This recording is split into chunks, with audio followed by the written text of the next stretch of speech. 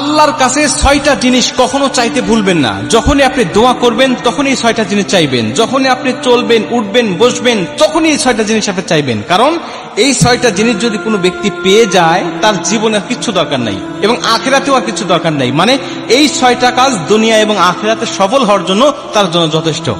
এই জন্য আপনি সবসময় উঠতে, বসতে, চলতে, ফিরতে এই 6টা জিনিস আপনি চাইবেন। 1 নম্বরে আল্লাহর কাছ থেকে আপনি সুস্থতা চেয়ে নেবেন। সুস্থতা, শারীরিক সুস্থতা। শারীরিক সুস্থতা যে কত বড় নিয়ামত, এটা মানুষ অসুস্থ না হলে বোঝে না। মুসা আলাইহিস সালাম একবার আল্লাহকে জিজ্ঞাসা করেছিলেন, আল্লাহ, আমি যদি আল্লাহ হতাম আর তুমি যদি মুসা হতে, কি চাইতে বলো?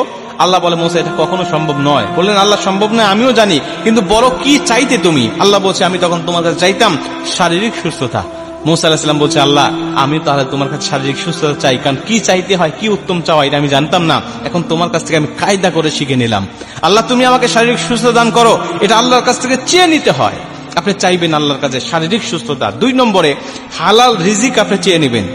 হালাল রিজিক মানুষের জীবনের জন্য কত বড় উপকারী। নবীজি বলছে, যারা হালাল রিজিক থাকে তার ইবাদত আল্লাহর দরবারে কবুল হয়, কিন্তু যার হারাম রিজিক বা হারাম ইনকাম যার মধ্যে আছে, হারাম মাল যারা ভক্ষণ করে, এদের কোনো ইবাদত আল্লাহর দরবারে কবুল হয় না।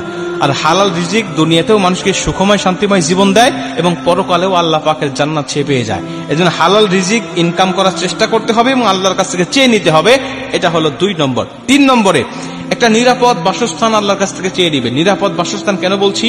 এটা আল্লাহ পাকের পক্ষ থেকে একটা নিয়ামত। কারণ যেই ঘরে মানুষেরা দিন পালন করতে পারে না, ভালো পর্দার ব্যবস্থা নাই, মেয়েদের পর্দার কোনো ব্যবস্থা থাকে না, নামাজের কোনো ব্যবস্থা থাকে না, যেই ঘরটা চতুর্দিকে খোলামেলা বা কোনো রকম ইসলামের গণ্ডির মধ্যে পড়ে না, এই বাসস্থান নিরাপদ নয় বা এই বাসস্থান আল্লাহ পাকের পক্ষ থেকে কল্যাণকর নয়। এই জন্য কল্যাণকর বাসস্থান আল্লাহর কাছ থেকে চেয়ে নিতে হয় যে, আল্লাহ, তুমি আমাকে নিরাপদ বাসস্থান দাও। কারণ দুনিয়াতে থাকতে গেলে, দুনিয়াতে চলতে গেলে একটা নিরাপদ বাসস্থান মানুষের মৌলিক চাহিদার মধ্যে পড়ে এবং এটা খুব প্রয়োজনীয় একটা বিষয়। 4 নম্বরে নেককার স্বামী অথবা স্ত্রী। সে যদি মেয়ে হয় তাহলে নেককার স্বামী চেয়ে নিবে, সে যদি ছেলে হয় তাহলে নেককার একজন স্ত্রী চেয়ে নিবে। কারণ নেককার স্বামী স্ত্রী যার কপালে পড়ে, যার থাকে, তার দুনিয়াটাও জান্নাতি সুখ মনে হয় এবং কিয়ামতের ময়দানেও সে জান্নাতে যাওয়ার জন্য তার জন্য সহজ হয়ে যায়। কারণ নেককার স্ত্রী সর্বসময় স্বামীকে দ্বীনের পথে চলতে সাহায্য করে। নেককার স্বামী তার স্ত্রীকে দ্বীনের পথে চলতে সাহায্য করে। আর বদকার স্বামী স্ত্রী তারা নিজেরাও বদকার, নিজেরাও জাহান্নামের পথে হাঁটে এবং তার জীবন সঙ্গীকেও জাহান্নামের পথেই সর্বসময় ধাবিত করে। এজন্য নেককার স্বামী স্ত্রী চেয়ে নিবেন। এটা আল্লাহ পাকের পক্ষ থেকে বিশাল একটা নিয়ামত। যার নেককার স্বামী স্ত্রী আছে তার দুনিয়াটাই জান্নাতি সুখ এবং শান্তিময় হয়ে যায়। এটা হলো 4 নম্বর। 5 নম্বরে নেককার সন্তান। ভাই, নেককার সন্তান যে একটা মানুষের জন্য কত বড় প্রয়োজন, যার বদকার সন্তান আছে তার কাছে গিয়ে জিজ্ঞাসা করবেন। নেককার সন্তান দুনিয়ার জন্য বাবা মার মুখ উজ্জ্বল করে এবং কিয়ামতের ময়দানে নেককার সন্তান বাবা মাকে নিয়ে জান্নাতে চলে যায়।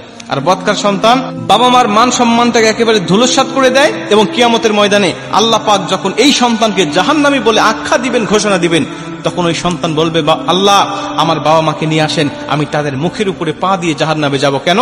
কারণ তারা আমাকে দ্বীনের পথে পরিচালিত করে নাই, নামাজ, রোজা, হজ, যাকাত শিক্ষা দেয় নাই, আমাকে ইসলামের পথে পরিচালিত করে নাই, বিধায় আমি তাদের মুখের উপরে পা দিয়ে জাহান্নামে চলে যাব। এই জন্য বদকার সন্তান দুনিয়া আখিরাত দুটাই নষ্ট করে দিবে আপনার, আর নেককার সন্তান দুনিয়া আখিরাত দুইটাই গঠন করে দিবে। এই জন্য নেককার সন্তান চাইবেন কিভাবে? আল্লাহ নবী ইব্রাহিম আলাইহিস সালাতু ওয়াস সালাম যেভাবে চেয়েছিলেন, রব্বি হাবলি মিনাস সালিহিন, রব্বি হাবলি মিনাস সালিহিন বলে বলে আল্লাহর কাছে দোয়া করবেন। এটা হলো 5 নম্বর। এবং